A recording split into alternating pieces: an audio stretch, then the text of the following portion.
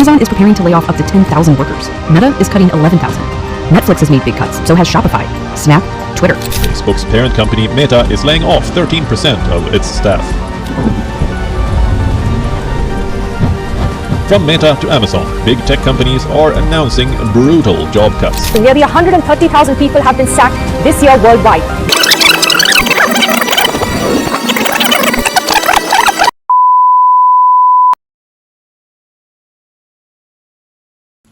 Good morning guys, welcome back to my channel.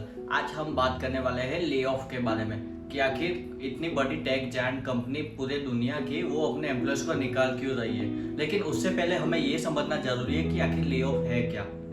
जब भी कोई कंपनी अपने बहुत सारे एम्प्लॉयज को फायर करती है तो उससे हम बोलेंगे ले ऑफ और मास ले ऑफ। रिसेंटली आप सबने सोशल मीडिया पे या तो न्यूज में ये देखा होगा कि एलोन मस्क ने ट्विटर खरीदने के बाद उसके वर्कफोर्स से 50% एम्प्लॉयज को यानी कि 3,700 एम्प्लॉयज को निकाल दिया।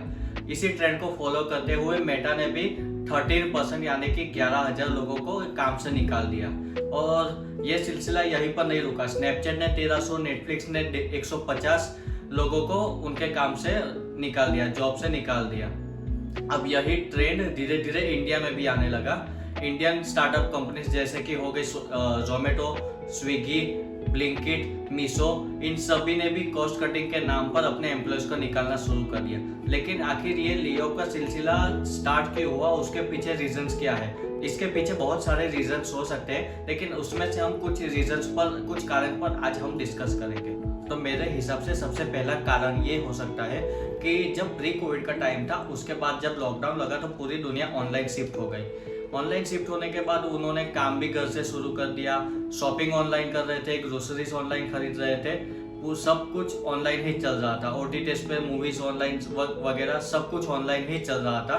तो इस ड्यूरेशन में कंपनीज ने अपने प्रॉफिट में एकदम सडन इंक्रीज देखा, और इंक्रीज देखने के बाद उन्होंने देखा कि यूजर बेस भी बहुत ज़्यादा बढ़ गया है। और उस टाइम पे उन्होंने बहुत सारे बंदों को हायर किया कि अपने प्रोडक्ट को मेंटेन रखें। लेकिन उसके बाद आया प्री कोविड का टाइम, यानी कि लॉकडाउन के बाद का टाइम। अब लॉकडाउन के बाद के टाइम में सभी लोग फिर से ऑफलाइन स्टार्ट कर दिया, ऑफलाइन शिफ्ट हो गए। और ये ऑफलाइन शिफ्ट होने के बाद उन्होंने अपने प्रॉफिट में बहुत ही डीप लॉस देखा। और ये देखने के बाद उन्होंने कॉस्ट कटिंग शुरू कर दी, और कॉस्ट कटिंग के नाम पर एम्प्लॉयज को फायर करना शुरू कर दिया। तो मेरे हिसाब से ये पहला रीजन हो सकता है। दूसरा रीजन ये हो सकता है कि एप्पल ने रिसेंटली अपनी नई प्राइवेसी पॉलिसी डिक्लेयर की है, और उसमें उन्होंने मेंशन किया है कि कोई भी कंपनी जो भी एप्पल प्रोडक्ट यूज करता है उसके यूजर के डेटा उनकी परमिशन के बिना ट्रैक नहीं कर सकता।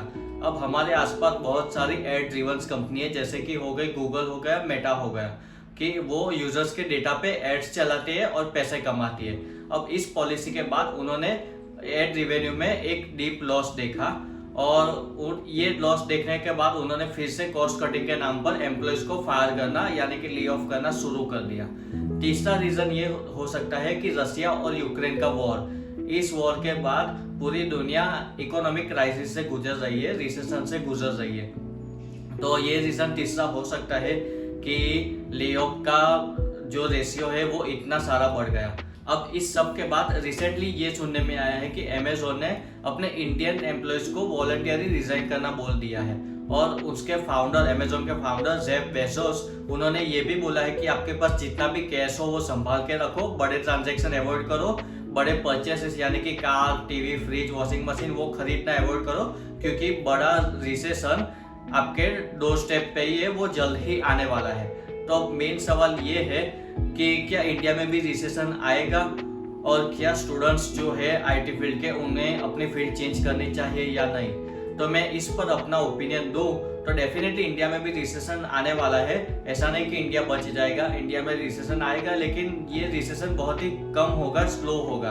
अब बात करें कि स्टूडेंट्स को फील्ड चेंज करनी चाहिए या नहीं, तो मेरे हिसाब से स्टूडेंट्स को फील्ड बिल्कुल चेंज करनी नहीं चाहिए। वो डेफिनेटली अप्लाई करते रहना चाहिए अलग अलग कंपनीज में, एक नहीं तो दूसरी कंपनी हायर कर लेगी।